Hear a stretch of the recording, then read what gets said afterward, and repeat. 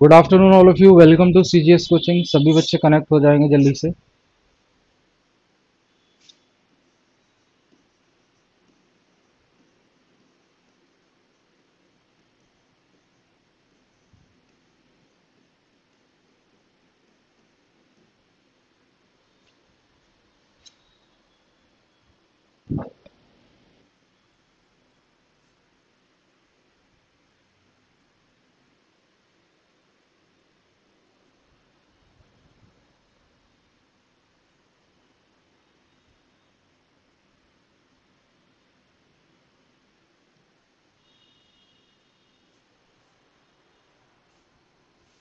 Ranjana Sharma, good afternoon ji. Good afternoon. आज हम comparative politics के बारे में कुछ बेसिक डिस्कस करेंगे, ठीक है।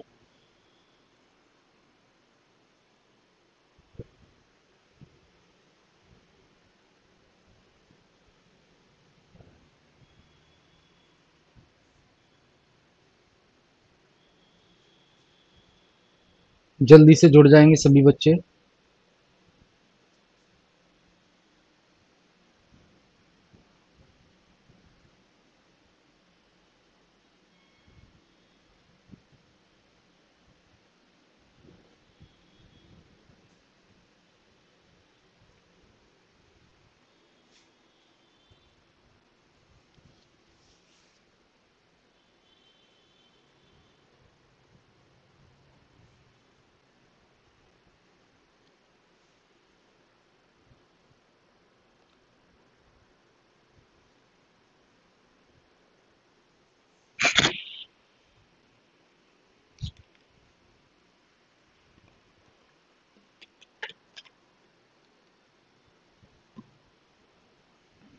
देखिए,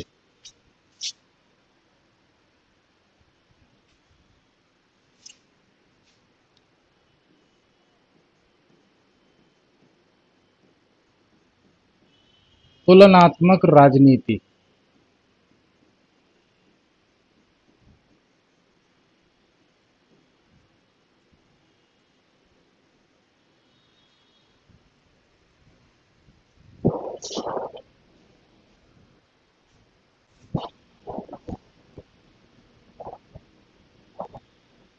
कंपेरेटिव पॉलिटिक्स देखिए बेटा, बहुत यूजफुल है। क्या है? बहुत यूजफुल है कंपेरेटिव पॉलिटिक्स। बहुत यूजफुल है।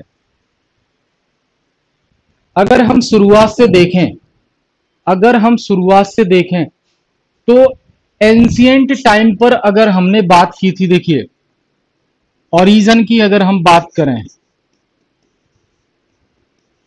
ओरिजन, उत्पत्ति, ओरिजन की बात करें तो हमें चलना होगा एंशियंट टाइम पर। एंशियंट टाइम, जहां पर हमने डिस्कस किया था एरिस्टोटल, अरस्तु के बारे में हमने डिस्कस किया था। अब अरस्तु ने क्या किया था कि अरस्तु ने जो अपनी किताब लिखी बेटा, अरस्तु ने जो अपनी किताब लिखी, द पॉलिटिक्स, द पॉलिटिक्स जो अरस्तु ने किताब लिखी, उससे पहले अरस्तु ने 158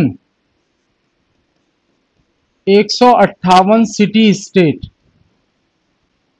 या कहें कंट्री, उस समय की कंट्री के कॉन्स्टिट्यूशन को अच्छे से स्टडी किया। हम जानते हैं ये चीज, कॉन्स्टिट्यूशन को स्टडी किया, अध्ययन किया। तो 158 देशों के कॉन्स्टिट्यूशन का अध्ययन करना यानी कि उनका कंपेयर करना, तो उन्होंने अध्ययन किया और कंपेयर किया, यानी कि तुलना की, तुलना की। ठीक है। फिर उसके बाद जो अच्छी चीजें उनको लगी वो उन्होंने अपनी थ्योरी ऑफ कॉन्स्टिट्यूशन में शामिल कर ली, और घुमा फिरा के बोला जाए तो द पॉलिटिक्स में शामिल कर ली। ठीक है, तो कंपैरेटिव पॉलिटिक्स का ओरिजिन जो है एंशिएंट ग्रीस से ही माना जाता है, एंशिएंट टाइम से ही माना जाता है, और एरिस्टोटल ये इसके पहले विचारक है जिन्होंने इसके बारे में बात करना शुरू किया। ठीक है, अरस्तु जो है पहले विचारक हैं जिन्होंने इसके बारे में बात करना शुरू किया। बिल्कुल बेसिक चीजें हम डिस्कस कर रहे हैं।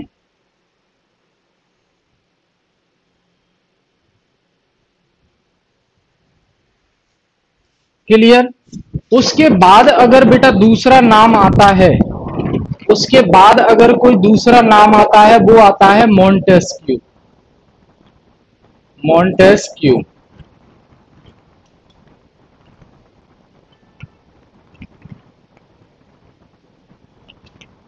मॉन्टेस्क्यू का नाम आता है। इन्होंने भी बात की किसकी? स्पिरिट ऑफ लॉ की।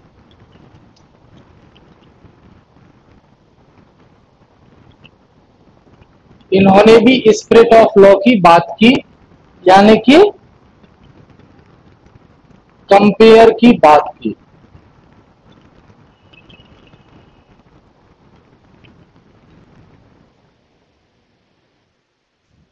तो इसका कंपैरेटिव पॉलिटिक्स का ओरिजिन एरिस्टोटल ने भी शुरुआत की, फिर मॉन्टेस्क्यू ने भी इसकी बात की। तो ये क्या है बेटा? ये ट्रेडिशनल अप्रोच। ये किसके कैटेगरी में आएंगे दोनों? Traditional approach.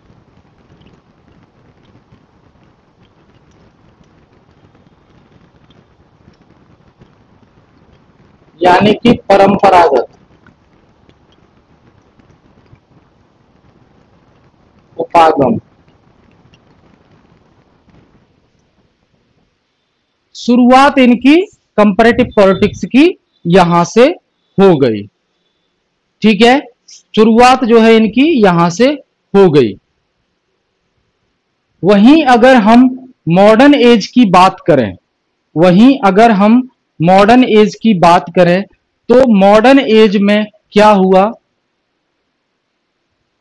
कंपैरेटिव पॉलिटिक्स में कॉन्स्टिट्यूशन के बिहाफ पर कंपेयर किया गया, कॉन्स्टिट्यूशन के बिहाफ पर कंपेयर किया गया, और जिसमें लीगल इंस्टीट्यूशन का कंपैरिजन किया गया। मॉडर्न एज की बात करें, मॉडर्न एज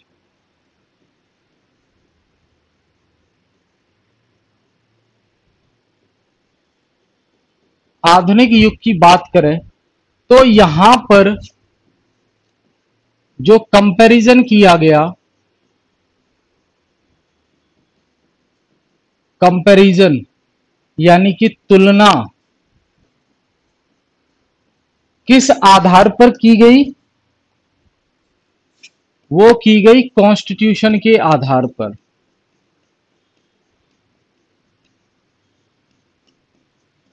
यानी कि संविधान के आधार पर की गई। ठीक है, इसमें एक नाम आता है डाइसी।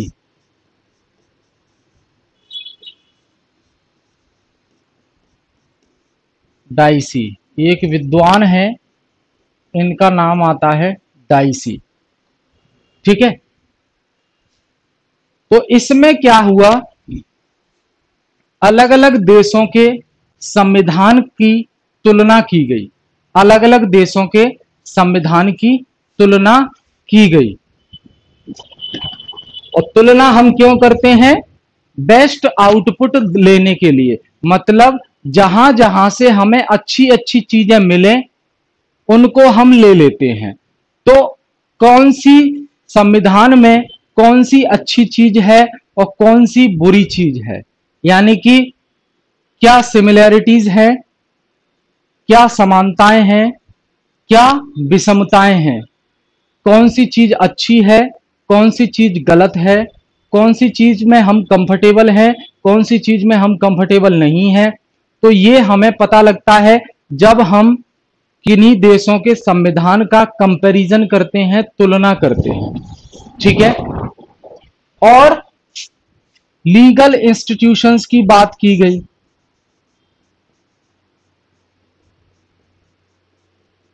लीगल इंस्टीट्यूशंस के आधार पर तुलना की गई, जिस जैसे कॉन्स्टिट्यूशन हो जाएगा, पार्लियामेंट्री हो जाएगा, समझ रहे हैं। तो इनके आधार पर जो है तुलना की गई, पार्लियामेंट्री सिस्टम अच्छा है या प्रेसिडेंशियल सिस्टम अच्छा है, समझ रहे हैं, ये तुलना की गई। तो ये सब हमें पता कैसे लगा? तुलना करने पर हमें पता लगा। Legal institution in the sense parliamentary system,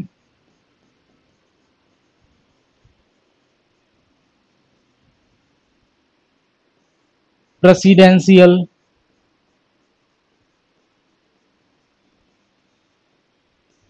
constitution की तो हम तुलना कर ही रहे हैं।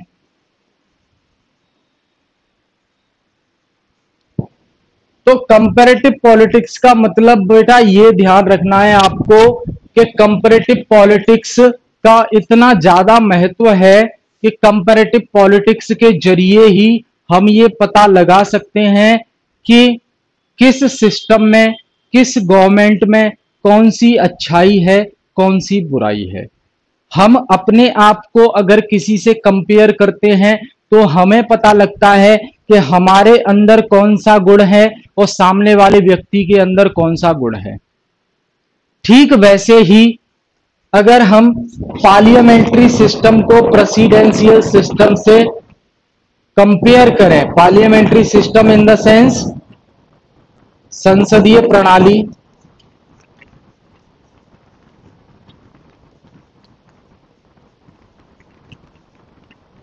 और प्रेसिडेंशियल सिस्टम अध्यक्षात्मक प्रणाली।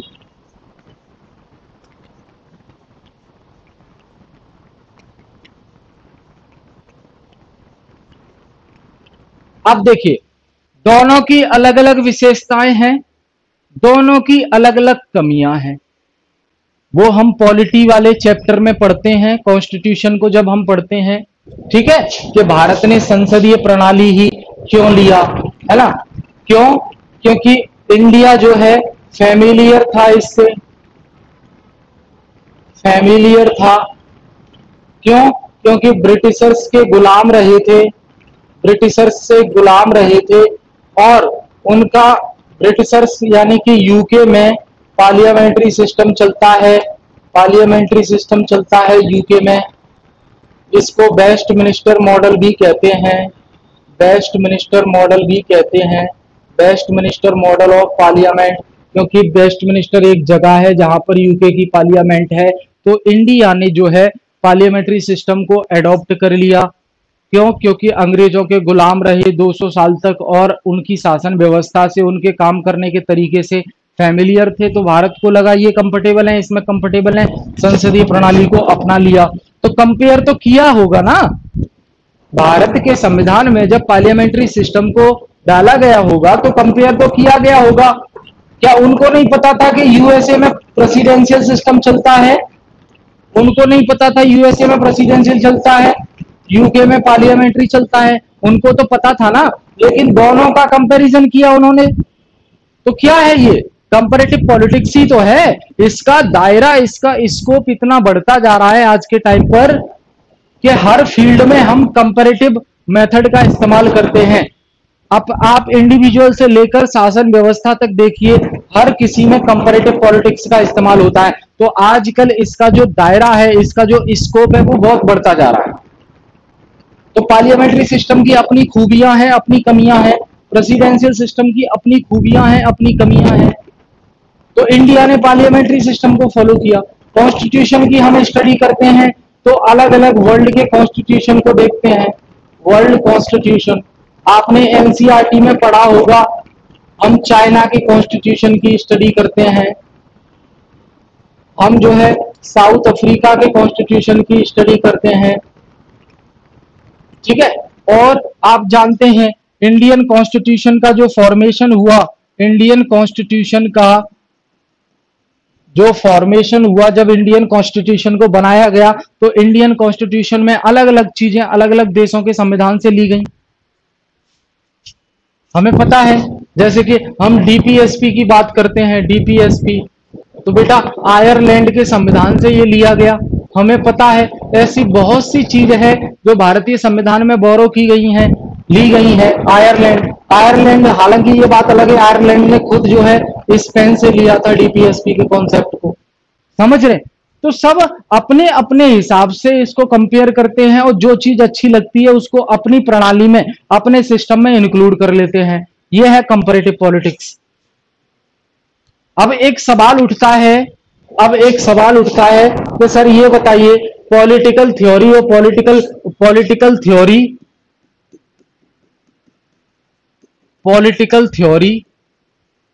और कंपैरेटिव पॉलिटिक्स, पॉलिटिकल थ्योरी और कंपैरेटिव पॉलिटिक्स में भाई अंतर क्या है, क्या डिफरेंस है दोनों में। तो देखिए पॉलिटिकल थ्योरी ये क्या है, ये सिद्धांत है। अब सिद्धांत हमने देखे हैं, एरिस्टोटल ने भी अलग सिद्धांत दिए, प्लेटो ने अलग सिद्धांत दिए, सबने अपने अपने जो भी विचारक रहे सबने अपने अपने सिद्धांत दिए। तो जो सिद्धांत होता है ना उसको जो है लागू करने की कोशिश की जाती है, लागू करने की कोशिश की जाती है, यानी कि यूनिवर्सल लेवल पर। यानी कि पॉलिटिकल थ्योरी में अगर किसी विचारक ने कोई सिद्धांत दे दिया तो वो कोशिश करता है कि ये सब हर जगह लागू कर दिया जाए। क्यों? क्योंकि उसके हिसाब से वो सही है, उसके हिसाब से ये सही है, तो वो कोशिश करता है कि यूनिवर्सली इसको इंप्लीमेंट कर दिया जाए, वैश्विक लेवल पर इसको हर जगह लागू कर दिया जाए। प्लेटो ने शिक्षा का सिद्धांत दिया, प्लेटो क्या चाहता था, इसी को लागू किया जाए, समझ रहे। लेकिन कंपैरेटिव पॉलिटिक्स क्या होती है बेटा, कंपैरेटिव पॉलिटिक्स में कंपेयर किया जाता है,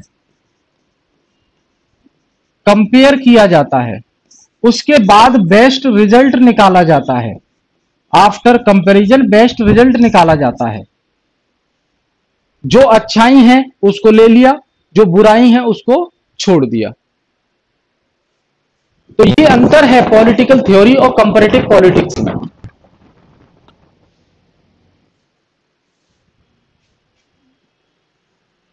क्लियर है यहां तक?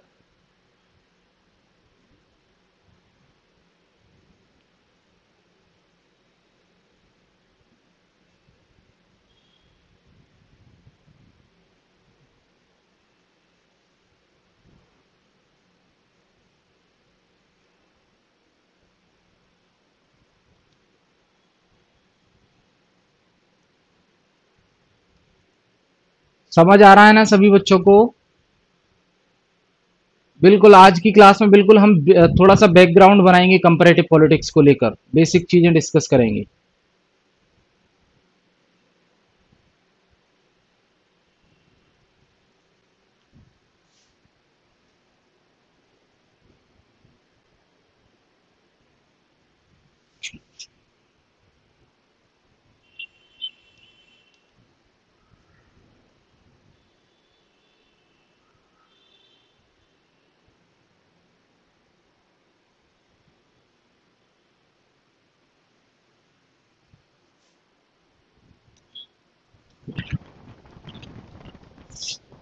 क्लियर है? अब सवाल उठता है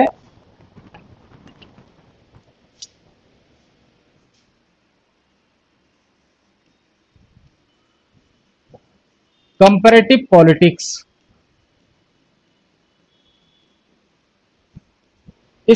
इसका इतना इंपोर्टेंस क्यों है, इसका इतना इंपोर्टेंस क्यों है,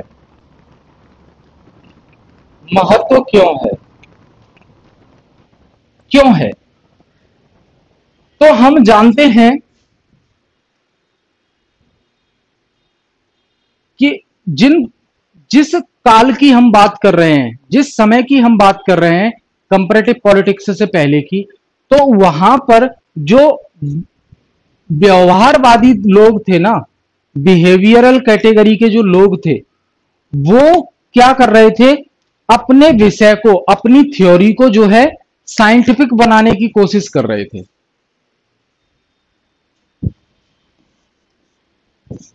जो व्यवहारवादी थे, व्यवहारवादी, वो अपने सब्जेक्ट को, वो अपने सब्जेक्ट यानी विषय को साइंटिफिक बनाने की कोशिश कर रहे थे।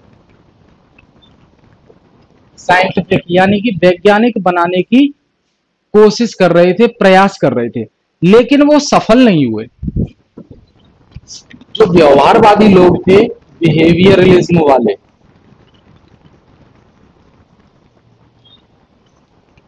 जो बिहेवियरलिज्म वाले लोग थे, वो अपने विषय को साइंटिफिक यानी कि वैज्ञानिक बनाने का प्रयास कर रहे थे, लेकिन वो सक्सेस नहीं हुए, सक्सेस नहीं हुए,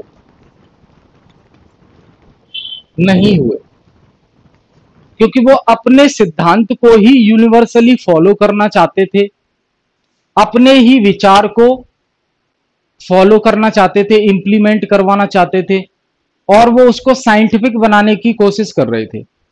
समझ रहे हैं भाई, साइंटिफिक होने के पीछे कुछ कारण होने चाहिए ना, तभी तो साइंटिफिक होगा।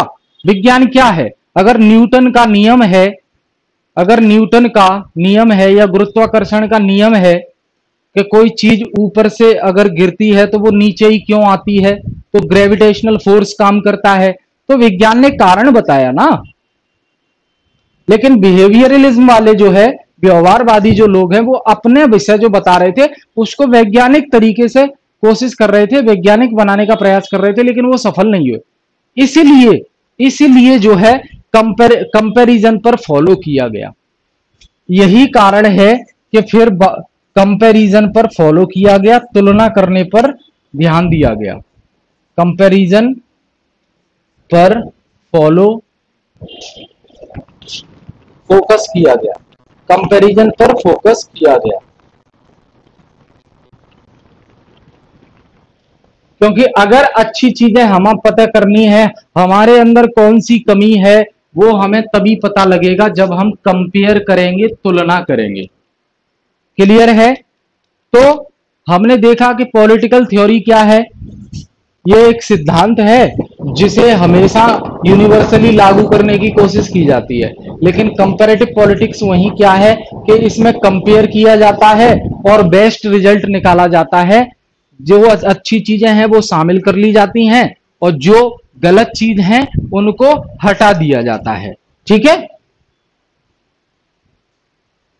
तो तुलनात्मक राजनीति के माध्यम से, तुलनात्मक राजनीति के माध्यम से विभिन्न व्यवस्थाओं के बीच तुलनात्मक तरीके से जो है अध्ययन किया जाता है, और एक जनरल कंक्लूजन निकालने की कोशिश की जाती है।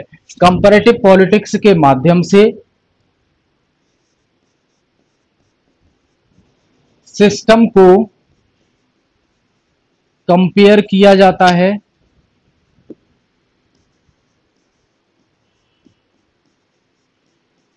कंपेयर किया जाता है, और एक general general conclusion, general conclusion यानी कि सामान्य परिणाम, जनरल कंक्लूजन यानी कि सामान्य परिणाम निकालने का प्रयास किया जाता है, जनरल कंक्लूजन निकालने का प्रयास किया जाता है।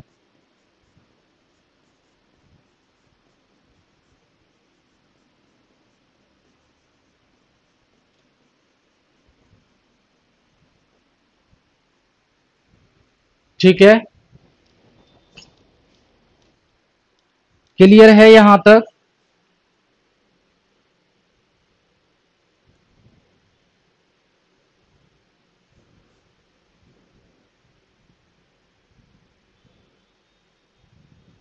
नोट करेंगे सभी बच्चे।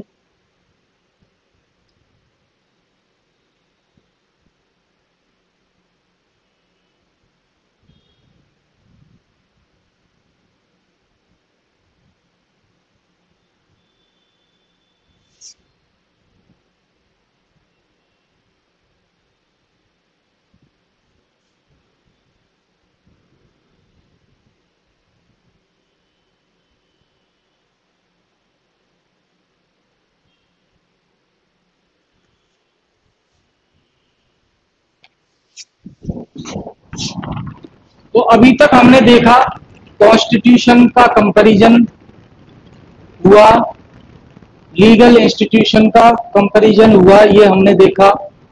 कॉन्स्टिट्यूशन का कंपैरिजन हुआ, लीगल इंस्टीट्यूशन का कंपैरिजन हुआ।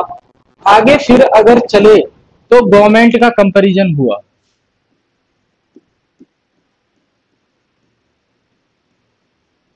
गवर्नमेंट यानी कि सरकार, सरकार का कंपैरिजन, एक देश की सरकार का दूसरे देश की सरकार से कंपैरिजन। तो ये बेटा यूएसए, यूरोप यहीं तक सीमित था, इसमें होल वर्ल्ड को शामिल नहीं किया गया। ठीक है, इसमें कुछ नाम आते हैं, इसमें कुछ नाम आते हैं, ड्यूबर्जर, ड्यूबर्जर, ड्यूबर्जर जो है, और फ्रेडरिक, ड्यूबर्जर और फ्रेडरिक, ड्यूबर्जर और फ्रेडरिक, ये अपने आप में विद्वान लोग हैं, विद्वान लोग हैं। इन्होंने गवर्नमेंट को कंपेयर किया, इन्होंने गवर्नमेंट को कंपेयर किया। अभी इसका दायरा उतना ही है, यूरोप यूएसए तक। ठीक है, तो इन्होंने जो है कंपेयर किया, और वही ट्रेडिशनल अप्रोच, वही ट्रेडिशनल अप्रोच के माध्यम से विभिन्न प्रकार के राजनीतिक दलों का कंपैरिजन किया इन्होंने। ठीक है, इन्होंने जो है कंपेयर किया, ड्यूबर्जर ने कंपेयर किया पार्टी, पार्टी सिस्टम, राजनीतिक दल कि कौन से देश में कैसी पार्टी चलती है, वन पार्टी सिस्टम है या मल्टी पार्टी सिस्टम है। ठीक है, अब इसमें आगे बदलाव भी देखने को मिलेंगे, क्योंकि अभी ये जो है ट्रेडिशनल अप्रोच के माध्यम से ये क्या इस्तेमाल कर रहे हैं, परंपरागत, परंपरागत उपागम, यानी कि ट्रेडिशनल अप्रोच, ट्रेडिशनल अप्रोच का इस्तेमाल करके ड्यूबर्जर ने पार्टी सिस्टम को कंपेयर किया, ड्यूबर्जर ने पार्टी सिस्टम को कंपेयर किया। ठीक है,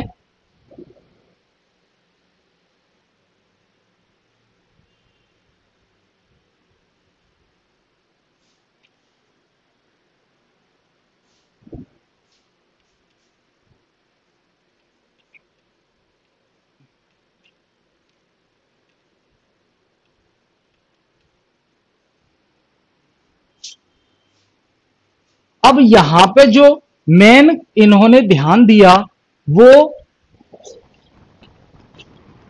इनफॉर्मल एलिमेंट पर ध्यान दिया, इनफॉर्मल एलिमेंट्स यानी कि अनौपचारिक तत्व,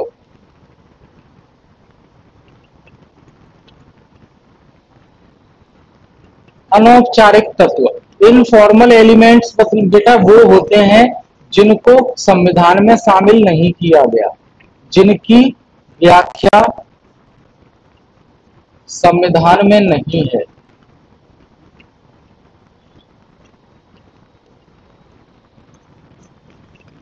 नहीं है, उन पर ध्यान दिया गया, उनको कंपेयर किया गया। अब कौन सी चीज है जिनकी संविधान में व्याख्या नहीं है, तो पार्टी की व्याख्या नहीं है, प्रेशर ग्रुप की व्याख्या नहीं है, प्रेशर ग्रुप यानी कि दल और दबाव समूह, इनकी व्याख्या संविधान में नहीं है, तो इन्हें इनफॉर्मल एलिमेंट कहेंगे। तो इनको कंपेयर किया कि पार्टी एक देश में कैसी है, दूसरे में कैसी है, प्रेशर ग्रुप, दबाव समूह कैसे काम करते हैं, एक देश में दूसरे देश में कैसे काम करते हैं, इन चीजों पर विचार किया गया और इनका कंपैरिजन किया गया। क्लियर है? ये एक जनरल इंट्रोडक्शन है बेटा कंपैरेटिव पॉलिटिक्स का। थोड़ा सा बैकग्राउंड बनना चाहिए आपका कि आखिर में कंपैरेटिव पॉलिटिक्स है क्या। ठीक है,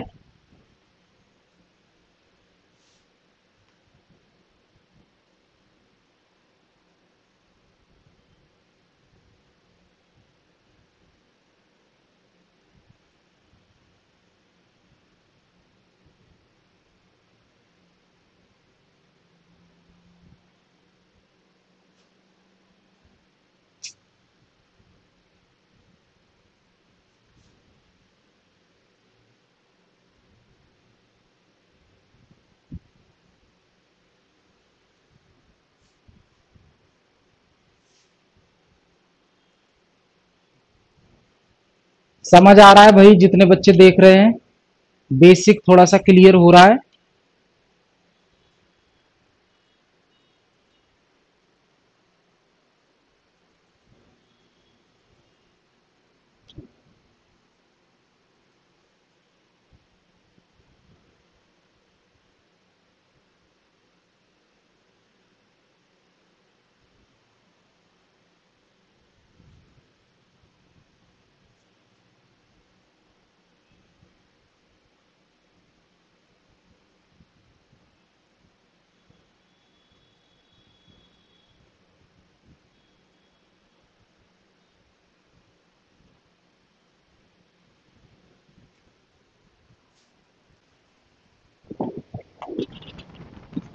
चलिए अब बात करते हैं मॉडर्न अप्रोच कैसे आया। तो उससे पहले हमें पता होना चाहिए कि ट्रेडिशनल अप्रोच में कमी कौन सी थी। ट्रेडिशनल अप्रोच, इसमें कमी क्या थी? कमी क्या थी ट्रेडिशनल अप्रोच में? कमी क्या थी?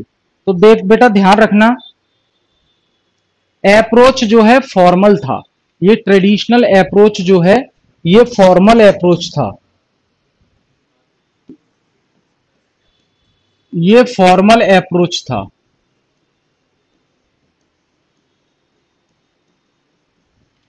फॉर्मल अप्रोच यानी कि औपचारिक,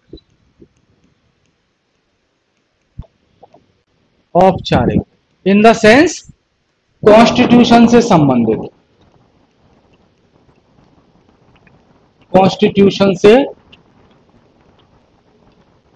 संबंधित। तो कॉन्स्टिट्यूशन से संबंधित जो बातें थी उनका ही कंपैरिजन किया जाता था इसमें। क्लियर है? संविधान और सरकार पर ही बल दिया इन्होंने। तो फॉर्मल अप्रोच क्या क्या होता है? जिनका जिक्र कॉन्स्टिट्यूशन में है उन पर अध्ययन करना, उनका कंपेयर करना। तो ध्यान रखेंगे इसमें सिर्फ उन चीजों के अध्ययन पर बल दिया गया, अध्ययन पर बल दिया गया, बल दिया गया जो संविधान में उल्लेखित हैं। संविधान में उल्लेखित हैं, जैसे जैसे गवर्नमेंट,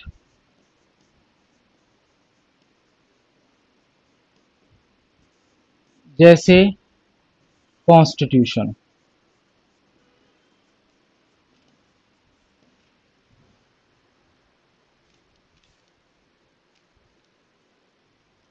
ठीक है, तो कॉन्स्टिट्यूशन और गवर्नमेंट के इस स्टडी पर इसमें बल दिया गया, इसलिए ये फॉर्मल है।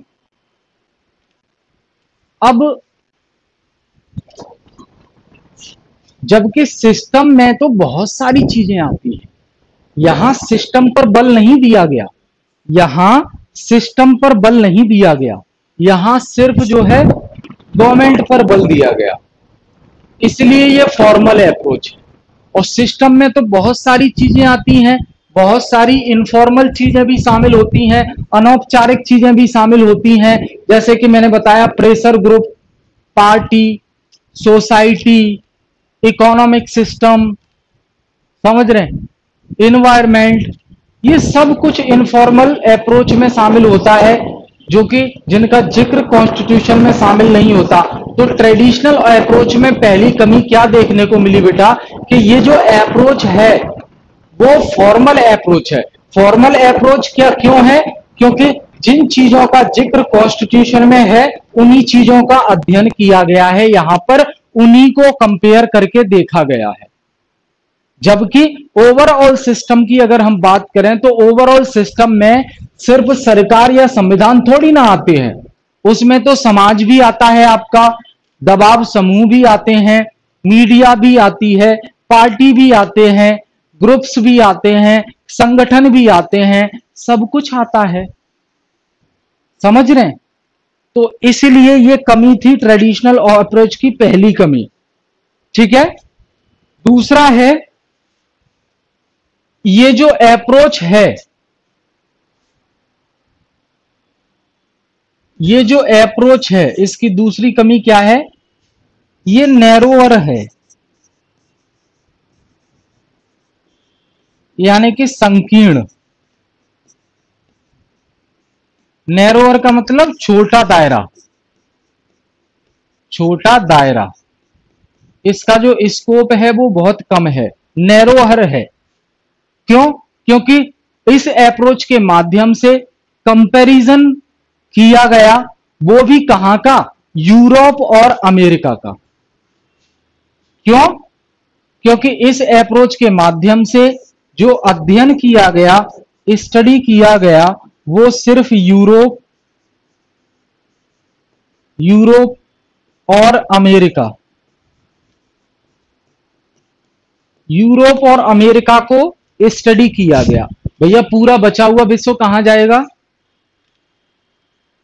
जब तक आप सब हर चीज को कंपेयर नहीं करेंगे तब तक आप बेस्ट रिजल्ट तक कैसे पहुंच सकते हैं। आपने सिर्फ यूरोप और अमेरिका को ही सब कुछ समझ लिया, वो वहीं कंपेयर करके तय कर लिया क्या अच्छा है क्या बुरा। बाद में द्वितीय विश्व युद्ध के बाद जो है, रिवॉल्यूशन के बाद कम्युनिस्ट जो पार्टी है उसकी स्थापना होती है, कम्युनिज्म की स्थापना होती है, तो ये तो दायरे से बाहर रह गए ना। आपका ट्रेडिशनल अप्रोच जो स्टडी कर रहा है वो यूरोप और अमेरिका तक सीमित है, और चीजें कहां जाएंगी, समझ रहे हैं।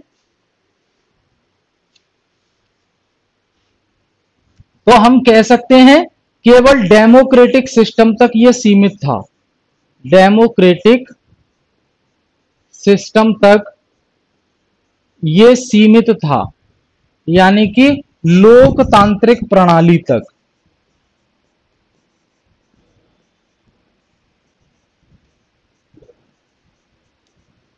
लोकतांत्रिक प्रणाली तक सीमित था।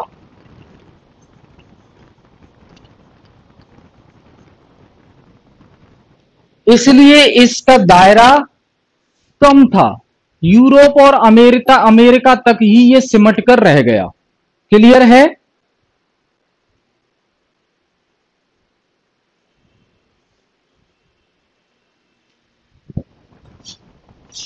लोकतांत्रिक प्रणाली मतलब समझ रहे हैं, फेडरलिज्म, फेडरल क्या होता है, यूनिटरी क्या होता है, यानी कि संघात्मक शासन प्रणाली, एकात्मक शासन प्रणाली,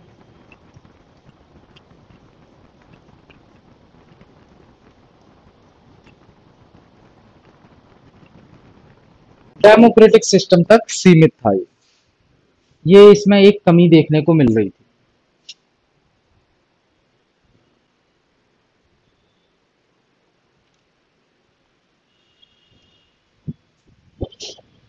अगला अगर हम बात करें तीसरा, तीसरा बात करें, तीसरी कमी क्या थी, तो ये जो है बेटा डिस्क्रिप्टिव था। It was descriptive, it was descriptive. कैसे भाई? क्योंकि ये कंपेयर करके सिर्फ ये बताता था क्या समानताएं हैं,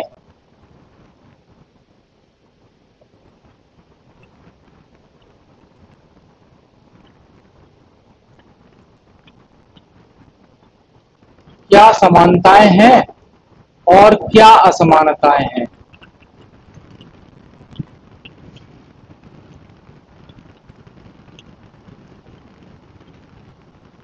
क्या समानताएं हैं, क्या असमानताएं हैं, बस ये बता देता था। भाई उसको दूर कैसे करें, कारण बताओ। ये तो कोई भी बता देगा, इसमें ये समानता है, इसमें ये समानता है, इसमें ये असमानता है, इसमें ये असमानता है। कारण बताओ, कारण कौन बताएगा भाई? समझ रहे हैं? ये तो एक इंफॉर्मेशन हो गई। अब कोई कहे कि इस मार्कर को जो है यहां से छोड़ दो तो नीचे गिरेगा, ये आपने बता दिया। इसके पीछे कारण क्या है, साइंटिफिक वे क्या है, वो नहीं बताया आपने। तो ये डिस्क्रिप्टिव था, ट्रेडिशनल अप्रोच जो है डिस्क्रिप्टिव था। और समानता असमानता किस में बात करता था ये?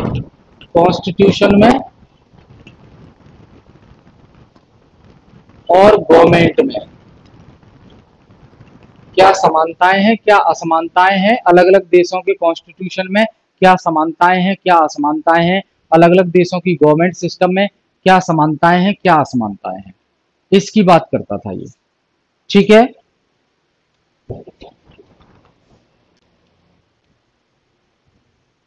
नोट करिए इसको।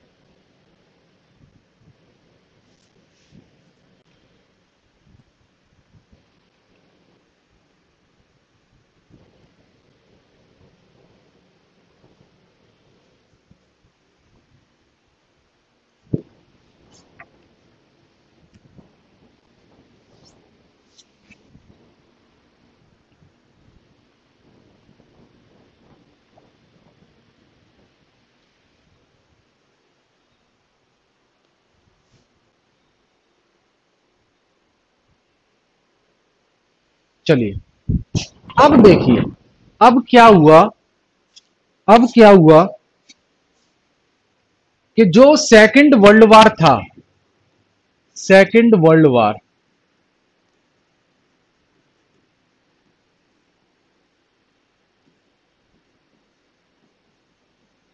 इसके बाद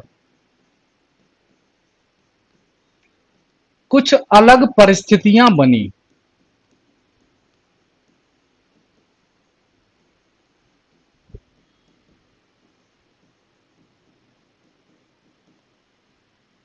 जो सेकंड वर्ल्ड वार हुआ उसके बाद अलग परिस्थितियां बनी। क्यों?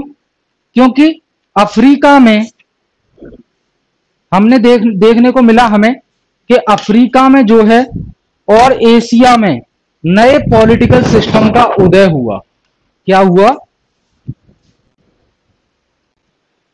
सेकंड वर्ल्ड वार के बाद अफ्रीका, अफ्रीका में और एशिया में, एशिया में न्यू पॉलिटिकल सिस्टम इमर्ज हुआ।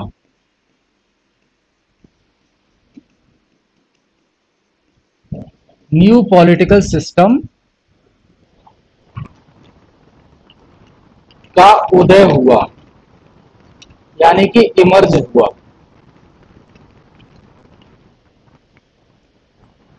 अब अफ्रीका और एशिया में नए पॉलिटिकल सिस्टम का इमरजेंस हुआ, उदय हुआ, तो ये तो ट्रेडिशनल अप्रोच में शामिल ही नहीं थी, उनके कंपैरिजन में शामिल ही नहीं थी। नए प्रकार की सरकारें बनी, नया सिस्टम आया, ये तो पुराने अप्रोच में शामिल नहीं थी। तो यहां अब यहां से मॉडर्न अप्रोच आना शुरू हो गया, कंपैरेटिव पॉलिटिक्स का मॉडर्न अप्रोच। क्यों? क्योंकि सेकंड वर्ल्ड वॉर के बाद जो परिस्थितियां बनी, उसमें अफ्रीका और एशिया में जो है नए पॉलिटिकल सिस्टम का उदय हुआ, और अफ्रीका एशिया जो है ट्रेडिशनल अप्रोच की स्टडी में शामिल नहीं था। भाई ऐसे थोड़ी ना कहेंगे हम कि अमेरिका का पॉलिटिकल सिस्टम, कोई पॉलिटिकल सिस्टम है तो वो हर देश का होगा ना।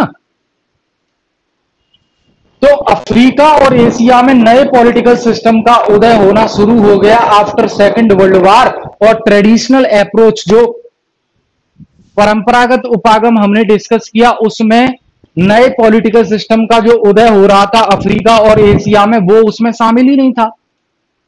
यहां नई परिस्थितियां बन रही थी after second world war. Revolution होता है, कम्युनिज्म की कोशिश, कम्युनिज्म लाने की कोशिश की जाती है, कम्युनिस्ट टाइप की पार्टी बनती हैं। तो ये चीज तो पुराने अप्रोच में शामिल नहीं थी।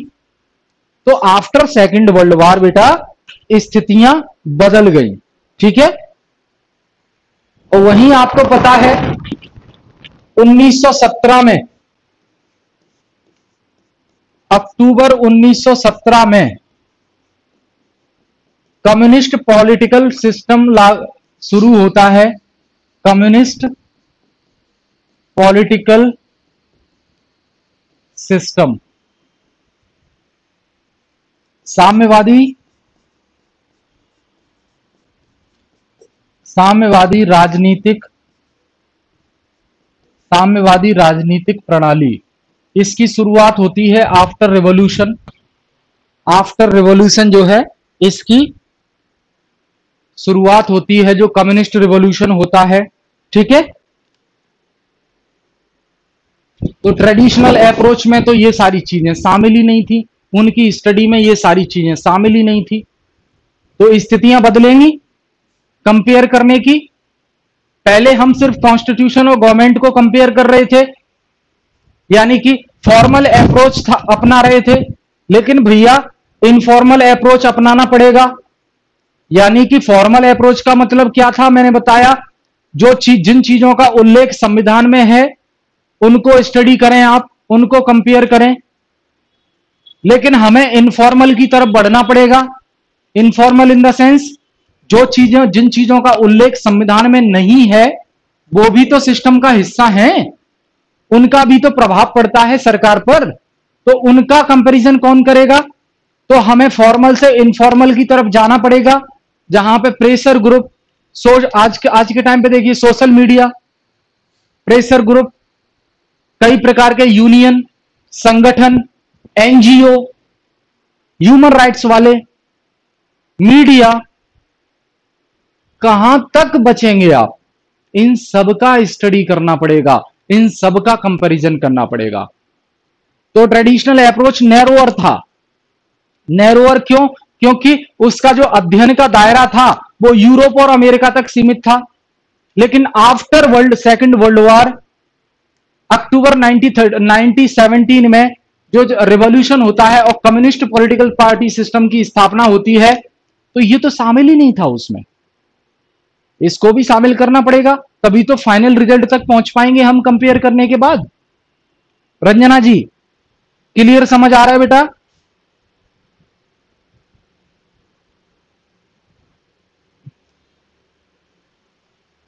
और जो सोशियो इकोनॉमिक कंडीशन थी उनकी स्टडी शामिल नहीं थी। सोशियो इकोनॉमिक कंडीशंस जो थी, यानी कि सामाजिक आर्थिक परिस्थितियां,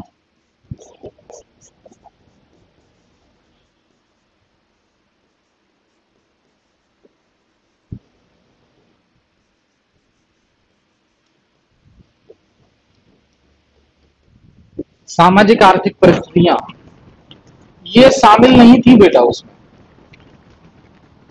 शामिल नहीं थी। किसमें शामिल नहीं थी? ट्रेडिशनल अप्रोच में। ट्रेडिशनल अप्रोच में ये शामिल नहीं थी।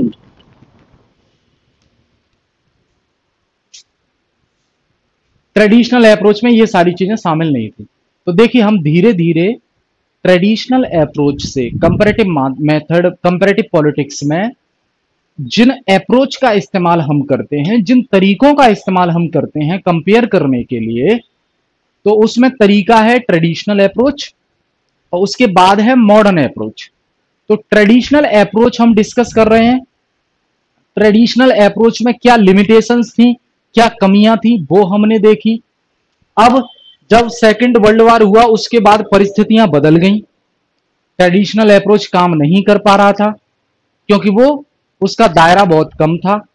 अब नई नई पार्टी सिस्टम उदय हो रहा था, नए नए पॉलिटिकल सिस्टम उभर कर आ रहे थे, नए नए इनफॉर्मल ग्रुप्स आ रहे थे, नई नई सामाजिक परिस्थितियां बन रही थी, नई आर्थिक परिस्थितियां बन रही थी।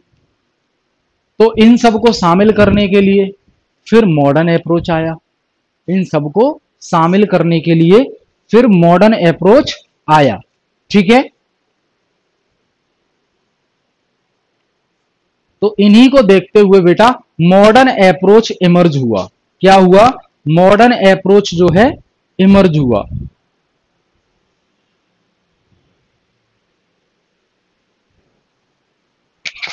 विजेंद्र जी आवाज आ रही है? एक बार कमेंट करके बताइए, अभी आवाज आ रही है? सभी बच्चे कमेंट करके बताएंगे अभी आवाज आ रही है?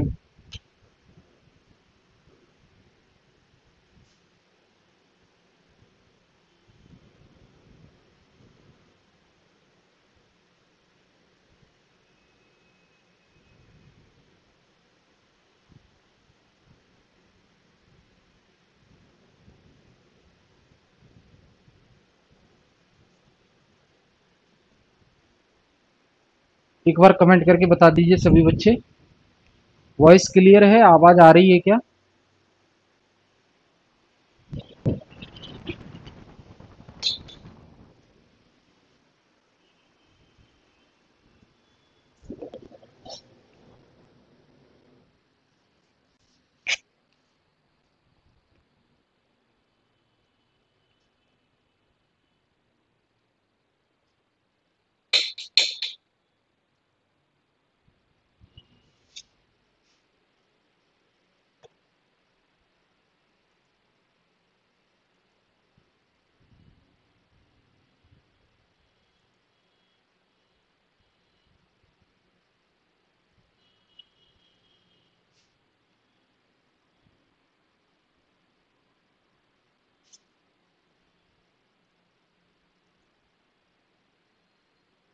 हाँ जी, वॉइस क्लियर है। चलिए ठीक है, विजेंद्र जी एक बार चेक कर लीजिए, रिफ्रेश कर लीजिए पेज को। आवाज तो आ रही है, रंजना जी बता रहे हैं।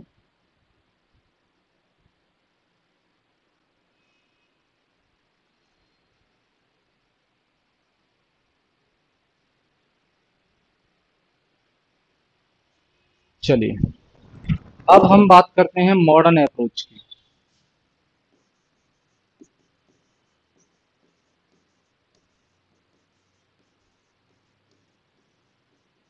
Modern approach,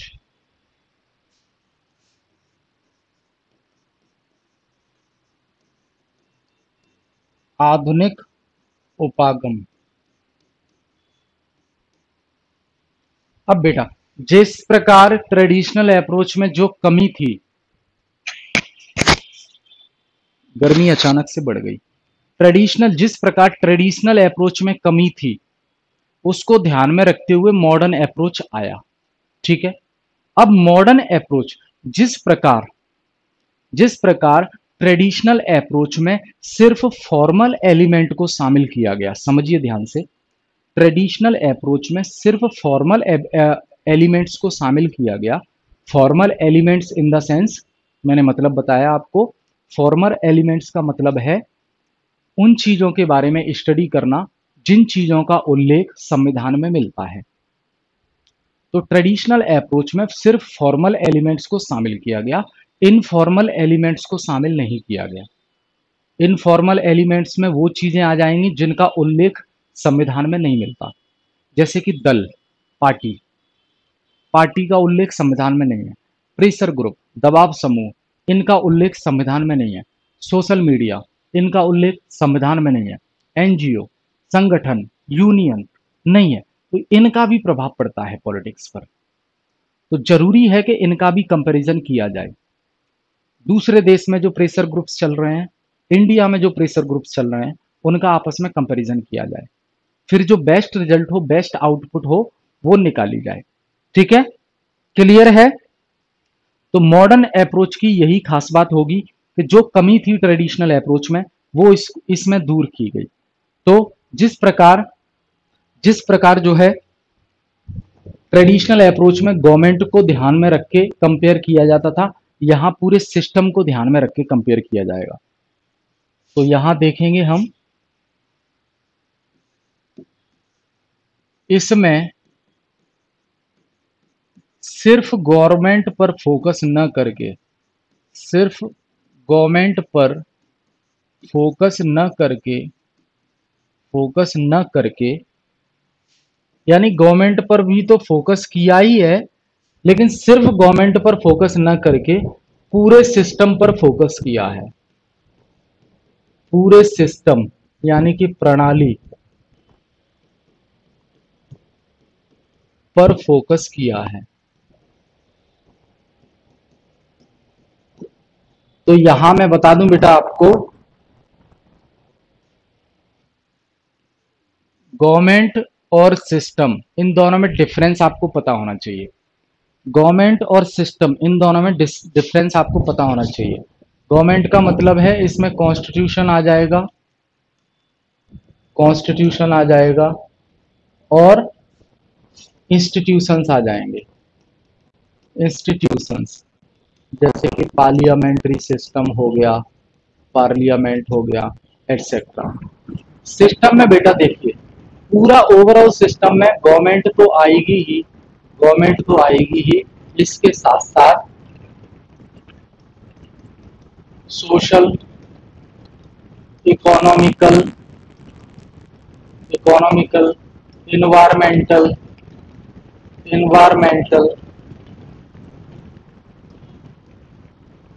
party, pressure groups, social media, union, और जो है एनजीओ, अलग अलग सोसाइटीज, बेटा ये सब आ जाएगा, इन सब का प्रभाव पड़ता है। तो मॉडर्न अप्रोच में हम सबको कंपेयर करेंगे, पूरे सिस्टम पर ध्यान दिया गया है मॉडर्न अप्रोच में, ना कि सिर्फ गवर्नमेंट पर। ये सबसे बड़ा अंतर है, ये सबसे बड़ा अंतर है।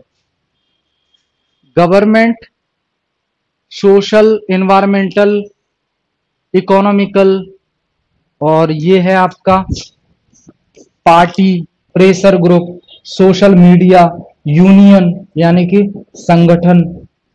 संगठन, एनजीओ, सोसाइटीज, कोऑपरेटिव सोसाइटीज, ये सब आ जाएगा। चैरिटेबल सोसाइटीज, सब कुछ आ जाएंगे इसमें।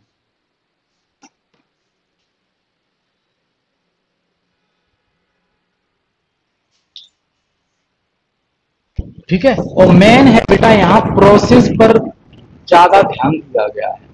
प्रोसेस यानी कि प्रक्रिया, प्रक्रिया पर ज्यादा ध्यान दिया गया।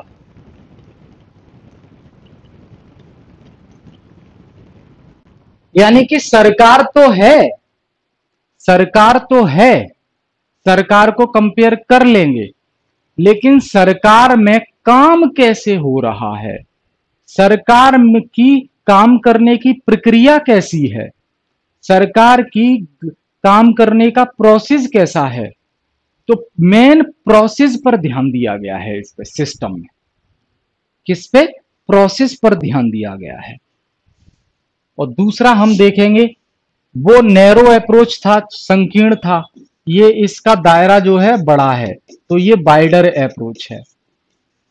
वाइडर अप्रोच देख रहे हैं, वाइडर अप्रोच है, कितनी चीजें शामिल हो रही है इसमें, और अभी कोई लिमिट नहीं है, कोई नई चीज होगी तो वो शामिल हो जाएगी। तो इस मॉडर्न अप्रोच का जो दायरा है वो वाइड है, बहुत ज्यादा वाइड है। समझ रहे? कि जो ट्रेडिशनल अप्रोच था वो यूरोप और अमेरिका तक सीमित था, ठीक है, लेकिन मॉडर्न अप्रोच में एशिया और अफ्रीका पर भी फोकस किया गया है। Also focus on Asia and Africa, क्योंकि नया पॉलिटिकल सिस्टम पनप रहा था यहां पे, तो इनको भी जोड़ना पड़ गया। ठीक है।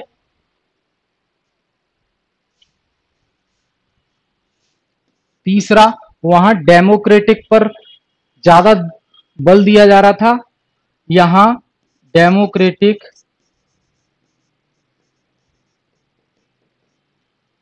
एंड नॉन डेमोक्रेटिक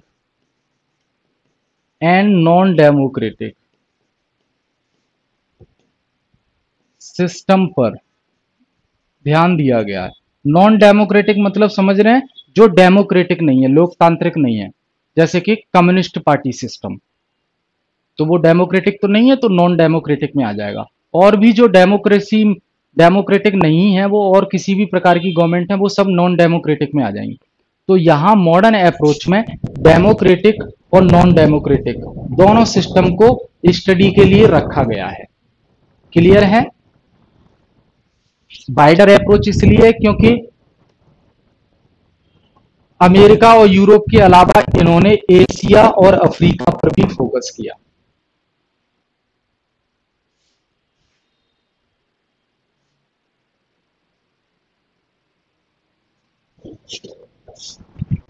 चौथा देखिए, ट्रेडिशनल अप्रोच डिस्क्रिप्टिव था और it is analytical. Analytical analytical यानी कि विश्लेषण, विश्लेषणात्मक।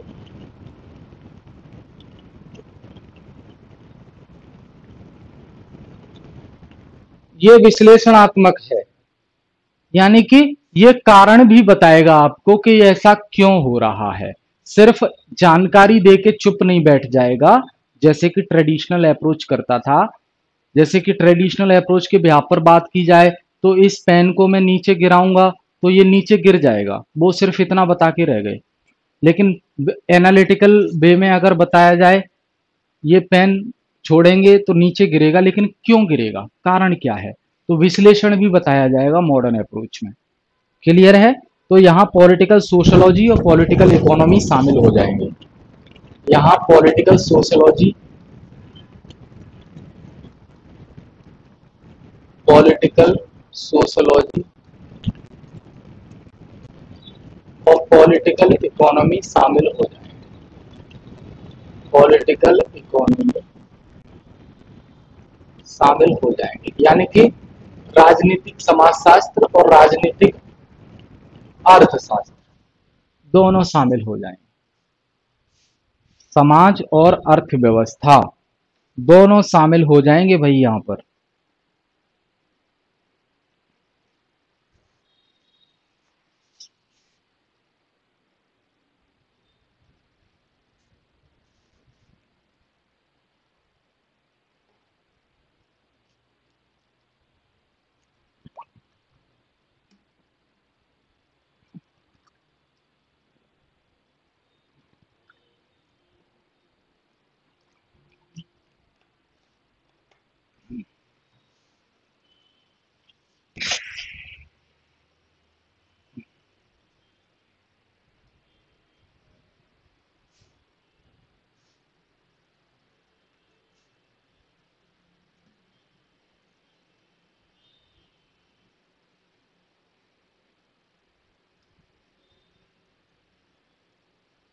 नोट करेंगे सभी बच्चे।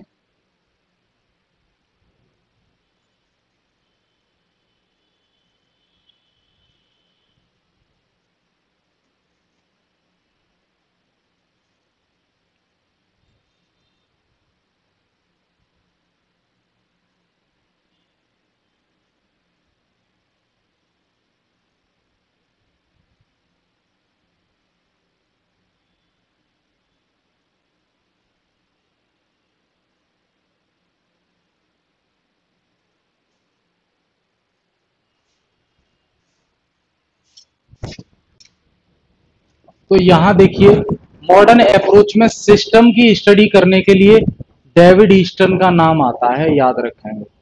डेविड ईस्टन, इन्होंने सिस्टम की स्टडी की। कंपैरेटिव पॉलिटिक्स में डेविड ईस्टन का नाम आता है, तो उन्होंने सिस्टम की स्टडी की। तो डेविड ईस्टन नाम याद रखेंगे। और डेविड ईस्टन ने प्रोसेस को फॉलो किया, यानी कि प्रोसेस पर काम किया डेविड ईस्टन ने।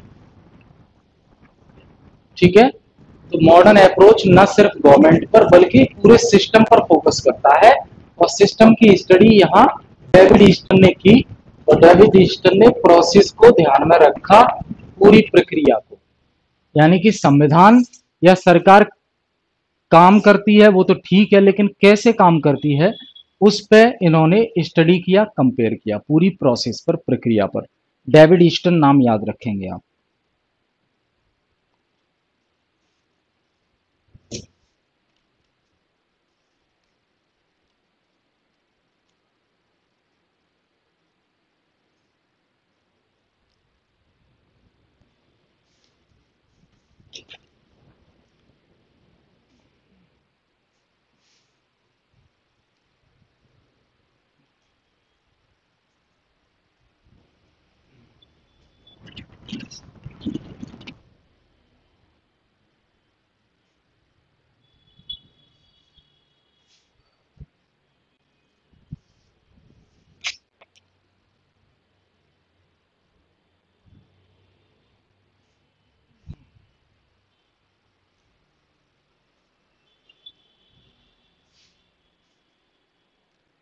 क्लियर है भाई? इतना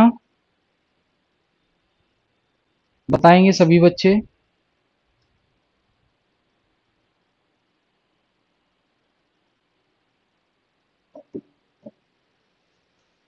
विजेंद्र, रंजना, मीनाक्षी और जो भी बच्चे हैं, एक बार कमेंट करके बताइए क्लियर हैं सारी चीजें।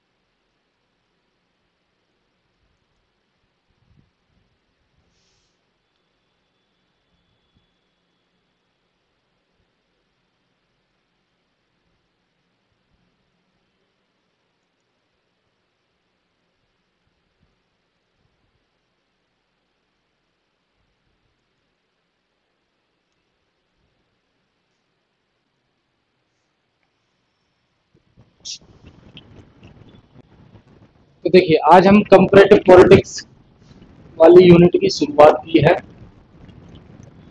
कंपैरेटिव पॉलिटिक्स का ओरिजिन एंशियंट टाइम से एरिस्टोटल से माना जाता है। बाद में मॉन्टेस्क्यू ने इसके बारे में जिक्र किया। और जब कंपैरेटिव पॉलिटिक्स की बात आती है तो एरिस्टोटल का नाम आता है। एरिस्टोटल ने 158 सिटी स्टेट का कॉन्स्टिट्यूशन स्टडी किया, कंपेयर किया और द पॉलिटिक्स नाम की किताब लिखी। यहीं से पॉलिटी की शुरुआत मानी जाती है। ट्रेडिशनल अप्रोच के अंतर्गत आते हैं ये। मॉडर्न एज में कंपैरिजन थोड़ा सा गवर्नमेंट की तरफ बढ़ा, कॉन्स्टिट्यूशन की तरफ बढ़ा। डाइसी जिनका नाम आता है यहाँ पर विद्वान है। यहाँ पे लीगल इंस्टीट्यूशन की बात की गई कंपैरिजन में, पार्लियामेंट्री प्रेसिडेंशियल सिस्टम और कॉन्स्टिट्यूशन की बात की गई, ठीक है ना। और ये जैसे कि हम कंपेयर करते थे कि वर्ल्ड कॉन्स्टिट्यूशन को कंपेयर करते थे, फिर जो अच्छी चीजें हैं वो अपने में शामिल कर लेते थे। तो मैंने बताया आपको कि इंडियन कॉन्स्टिट्यूशन में बहुत सारी चीजें कई अलग अलग देशों से ली गई हैं, ठीक है। अब पॉलिटिकल थ्योरी के बारे में मैंने बताया आपको, कंपैरेटिव पॉलिटिक्स में इनमें क्या डिफरेंस है। पॉलिटिकल थ्योरी ये अपने खुद के सिद्धांत होते हैं जो व्यक्ति देता है, वो चाहता है कि इसको यूनिवर्सली लागू कर दिया जाए, ठीक है ना, थोप दिया जाए एक तरह से। लेकिन कंपैरेटिव पॉलिटिक्स में क्या होता है, सिस्टम को सबसे पहले कंपेयर किया जाता है, फिर जनरल कंक्लूजन पर पहुंचा जाता है। और कंपैरेटिव पॉलिटिक्स का इंपोर्टेंस ये है कि कंपैरेटिव पॉलिटिक्स में कंपैरिजन पर फोकस किया जाता है। अब आगे और बढ़ाइए, पहले कॉन्स्टिट्यूशन और लीगल इंस्टीट्यूशन का कंपैरिजन हो रहा था, फिर ये गवर्नमेंट की तरफ बढ़ा।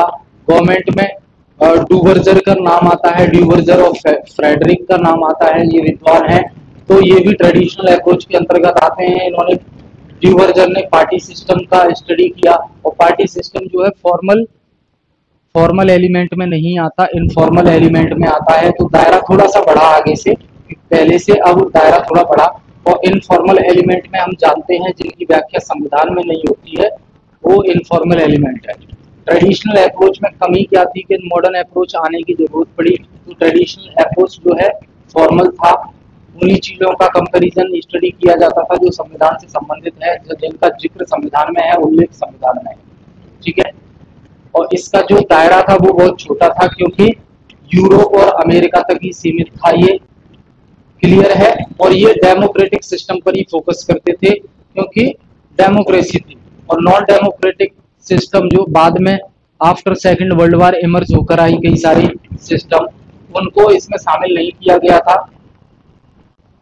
बाद में फिर जो है सेकंड वर्ल्ड वॉर हुआ तो परिस्थितियां ऐसी हो गई कि अफ्रीका और एशिया में नए पॉलिटिकल सिस्टम का उदय हो गया। और अक्टूबर 1970 में कम्युनिस्ट पॉलिटिकल सिस्टम की स्थापना हो गई और सोशियो इकोनॉमिक कंडीशन बदल गई। और ये सब पुराने वाले अप्रोच में शामिल नहीं था, इसलिए मॉडर्न अप्रोच आने की जरूरत पड़ी। मॉडर्न अप्रोच का फायदा क्या है, फीचर्स क्या है, कि इसमें सिर्फ गवर्नमेंट पर फोकस न करके ओवरऑल सिस्टम पर फोकस किया गया, और सिस्टम यानी कि पूरी प्रोसेस पर फोकस किया गया। और इसके जो प्रोपोनेंट है वो डेविड ईस्टन है, जो प्रोसेस पर फोकस करते हैं। इसका जो अप्रोच है, दायरा है, वो बहुत बड़ा था। इसमें यूरोप और अमेरिका तो शामिल थे ही, साथ ही साथ एशिया और अफ्रीका में जो नए पॉलिटिकल सिस्टम का उदय हुआ वो भी इसमें शामिल कर लिया गया। तीसरा, इस जो ट्रेडिशनल अप्रोच है वो डेमोक्रेटिक सिस्टम पर आधारित था, लेकिन इसमें डेमोक्रेटिक और non democratic in the sense जो पार्टी डेमोक्रेटिक नहीं है, जैसे कि कम्युनिस्ट पार्टी, वो सब भी शामिल कर लिए गए स्टडी में यहाँ पर। और जिस प्रकार ट्रेडिशनल अप्रोच जो है डिस्क्रिप्टिव था, लेकिन जो मॉडर्न अप्रोच है वो एनालिटिकल है। यहाँ पर पॉलिटिकल सोशियोलॉजी और पॉलिटिकल इकोनॉमी को शामिल कर लिया गया, क्लियर है। तो ये चीजें हमने डिस्कस की यहाँ पर। तो चलिए ठीक है, फिर मिलते हैं नेक्स्ट क्लास में। Thank you all of you, revision करके आइएगा सभी बच्चे।